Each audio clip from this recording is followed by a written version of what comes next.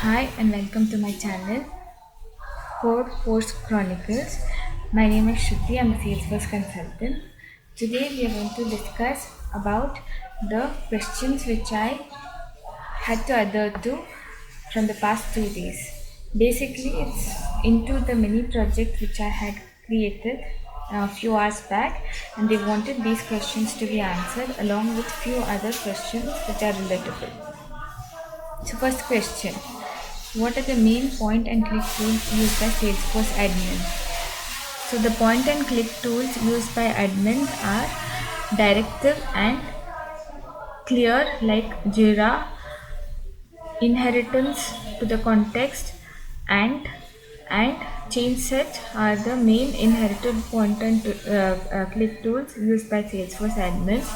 Apart from that, we have Workbench, and the latest updated versions of everything is one connector, which is the Salesforce Connect, where everything comes into picture when we use the Salesforce connector, and everything helps in the point and click tools and methods. Second, I hope this is clear.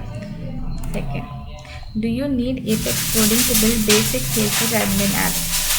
Basic Salesforce admin apps comes into picture when we have everything in place, and people should understand that there are coding technologies which we use, and we have to imbibe in the theory of both Salesforce admin and Salesforce developer. How do you create a custom object in Salesforce?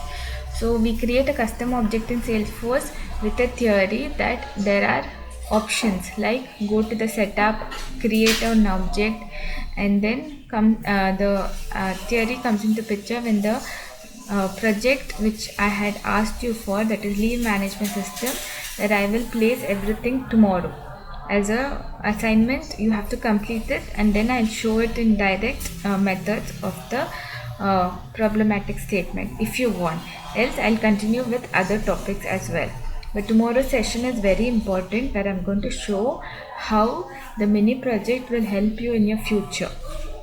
Okay, in case you need a live demo session, you can contact me and I will help you with the scenario based questions as well. And my consultation charge is 1000 per hour, and if you want everything to be placed, then every consulting officer would have placed it as 2000 or more, but mine is 1000 per hour, where each call will be recorded and you will understand why we are placing all the statements there. So I will help you in your career and your future endeavors. And if you want any other consulting fees that is not in place, then you can come to me with the thought that this is a question which everybody answered. Next, what custom fields are needed for leave request object? So what are the custom fields which I've quoted in the previous slide? You can go through the video. If you have any more fields that can be added, is the question that they ask. Other fields which can be added is, instead of placing it as text box, put leave type as pick list field, and add more pick list field, because selection is easier when it comes to a flow or a process builder. How do you create a validation rule to ensure the end date is not before the start date? So we create validation rule to ensure the end date is not before the start date by telling a formula start date is greater than end date. Okay, or the end date is greater than start date. These are the two validation rules which you have to think, but the actual scenario is start date is greater than end date. So that time the validation will proper to create a end date to be greater than the start date. What steps are involved in setting an approval process in Salesforce? So when we think about Salesforce, there are two approval process, standard and jumpstart. When we come into actual and practical theoretical moments, everything comes into place when we do not have anything imbibed in the theory. And approval process is involved only when we have two things in mind, that is an approval first and then the process, and everything comes into place when we do not have the right measures or right moments when it comes to the approval process. I hope it's clear. How can you generate a report group by leave status in the Salesforce? In Salesforce, this I'll help you with in detail, in depth, because reports and dashboards are the main important feature in Salesforce. But when we think about it, it's all written and quoted in every status that a report can be generated when the leave status depends on the pick list and or the words or the key type which you enhance in the theoretical moment.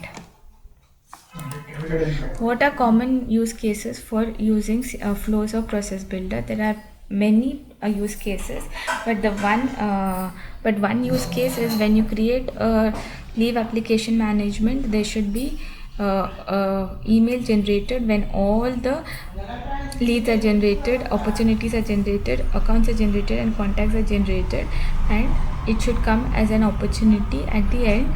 The cost and everything should be quoted in the email, and the process should flow in such a way that the count or the number of scenarios that are there in the theory should come into picture. Second use case is when you want to use an admin related topic as a theory, that is when you have all the leads generated, there should be a mechanism where we inherit all the leads to the quoted text as forecasting and then to the opportunities, and then we can build it as a use case in the scenarios. How can you test that your validation rules and approval processes work correctly? We can test this by selecting the validation and approval processes according to the testing measure. That is, either you can test it as a unit testing, that is piece by piece, or you can select everything and test it with your dummy data inherited as a corporate measure. You have to use each value in the system. What types of dashboards or reports can help managers monitor employee leave requests?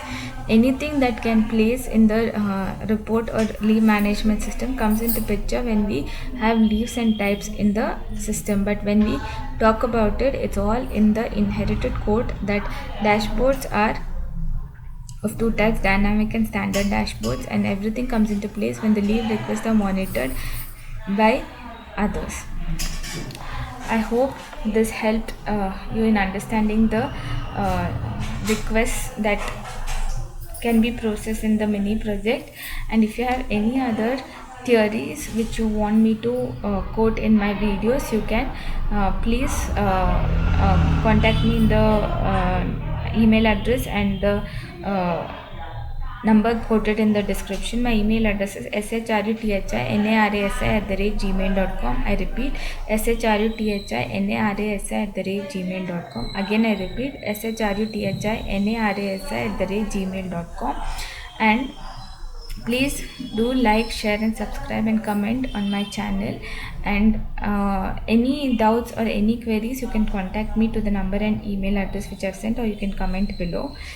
In case there are any improvements that I have to imbibe in the theory, then you can directly DM me regarding that, and I can improve on my other videos as well. Thank you.